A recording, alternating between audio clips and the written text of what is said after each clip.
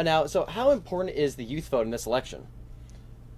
It could be decisive. I think if you look and study the polling, it was a very important part of the Obama coalition in 2008. In truth, only in a couple states did it really make the difference. You'd have to look at North Carolina, look at Indiana, where it was the margin of error, perhaps. But it was important in Iowa, where the president had a big win in 2008. That was a big Democratic year. You saw what happened in this state in 2010. So if you're the Obama campaign, some of those more independent-minded voters might swing Republican this time in the presidential race. So you need the young voters. Yet, youth unemployment is up. Finding a job when you graduate, if they're in college or just out of college, it's a tougher economy. So that's why that vote is important. But I also think getting them to vote early is critical, because as you get closer to the election, if Romney does well in the debates, you may either change some minds or get people to say, you know what, I'm going to sit this one out. And with that, are you seeing a larger push by Democrats for early voting? In the early voting, the Democrats always make a bigger push, especially in this state. They always make a bigger push than the Republicans, but they're making an even bigger push with a focus on the younger voters, because now they have the time. Remember, the president didn't have a primary challenge, so they're able to spend their money building voting lists, building contacts, getting your cell phone number, getting your email. So now what are they doing? They're circling back to you. And you might say, I like the drama of voting on election day. I'd rather get up that morning. And they say, you know what? Why don't you come out now? You don't know what the weather's going to be like. You don't know if you're going to have an exam. You're unfamiliar with the campus. Maybe you don't have a car. You're going to have to go into the city. You don't know where that precinct is. Come out now, because older voters are the most reliable to vote. Younger voters are the least reliable to vote. So if the Obama campaign and you can take them by the ear and get them to vote now, that's one in the bank. Good. Now, are you seeing a pattern change of how people are voting, and they're voting early, and the actual election day is becoming a lot less important? I think that's part of the polarization in our politics, that you have fewer people who are undecided. So if you're voting today, that's a big step. If you're voting before next Wednesday, that's a big step, because there's 3 presidential debates. The first one is next Wednesday.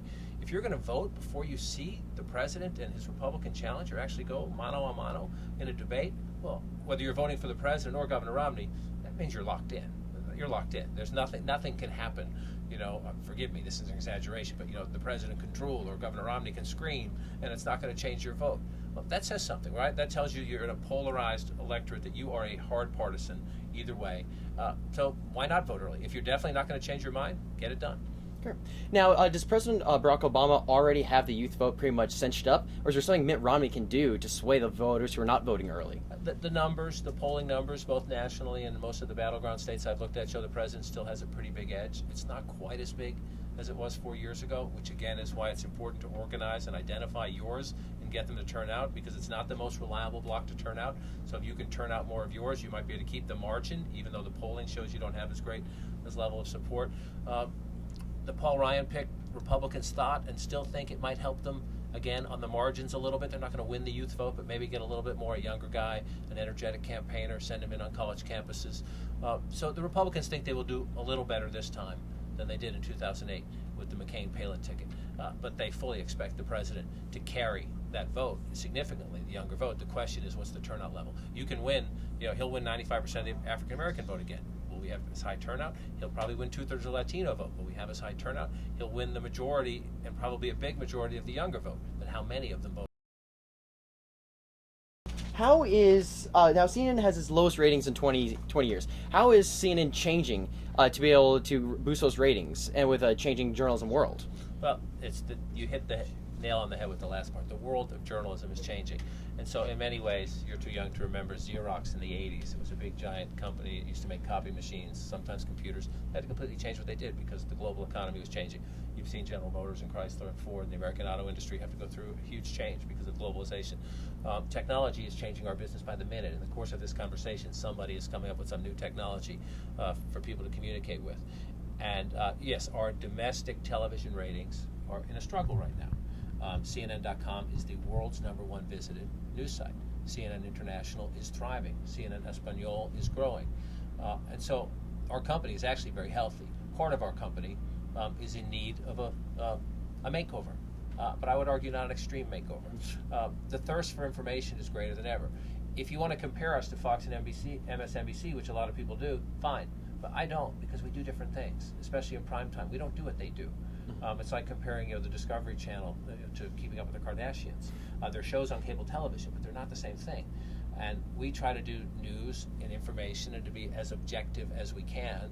We're not perfect, but that's our mission. Those are partisan political outlets in prime time. So we need to get better. And there's a debate about how to do that. Some people say, there are some people, not in our management, but if you read the blogosphere about what CNN should do, you'll see some people who say, sort of cheapen it and make it more pop culture. I would disagree with them, and our management disagrees with them, and that we need to, there's a niche audience out there that's an audience worth having. It's an educated audience. It's the people who go to CNN.com. It's the people who want more information, who want us to explain education policy and Medicare policy, and to be more in-depth and not be afraid to plant that flag. You might never get off-the-chart ratings, but what you'll get is consistent ratings, and you'll have the viewers that advertisers want watching you. Mm-hmm. People with disposable income, people with a college education, people who are the influencers in their community. If you look at the polling now, even at a time everybody says CNN is struggling, ask anybody in politics, what outlet will independent and undecided voters watch the most as you get close to the election? Mm-hmm. And they'll tell you CNN. Right. So we have some work to do. The car's got a couple dents, but it's still on the track. The engine's just fine. And do you think the resignation of Jim Walton and the changing the leadership will help with that? Jim's a great man, and he's been a friend of mine for many years. Jim decided, and I know more of the backstory here. Jim was not pushed. Jim decided months ago. He's been doing this job for 10 years. And yes, at the end of his tenure, again, CNN is still CNN domestic, CNN America, the part that everybody throws harpoons at, is still a huge profit machine. It's making a boatload of money. And so, the people who are sort of flailing are exaggerating. Yet, it can get better. Yes, and as Jim said in his very candid note saying he was leaving, it's just time for new blood. It's time for new leadership. But he has been the head of the company at a time where it has grown and expanded in dramatic ways. He's been the head of a company which our 2008 presidential election coverage owned the world. He's been the head in my time at CNN, where the thing I use on TV, the magic wall and all our technology. He's the guy who said yes, spend the money to do that. So the people who are kicking him on the way out, that's human nature, I guess. But he can look proudly at the record of what he has done, and I think he decided that after 10 years, it'd be better to have some new blood around here. But I'm speaking personally now. He's been a great boss and someone I can always look in the eye and somebody I respect. So I'll miss him.